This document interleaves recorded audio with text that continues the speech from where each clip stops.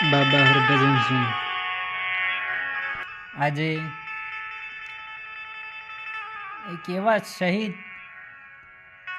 બાબા હરભજન સિંહની વાત કરવી, જે 1965માં આર્મી જોઈન કર્યું અને 1968માં તે શહીદ થઈ ગયા. આ એ ભારત છે જેના સૈનિકો શહીદ થયા પછી પણ દેશની રક્ષા કરે છે. સાહેબ, એનો આત્મા રક્ષા કરે છે દેશના સીમાડાનો.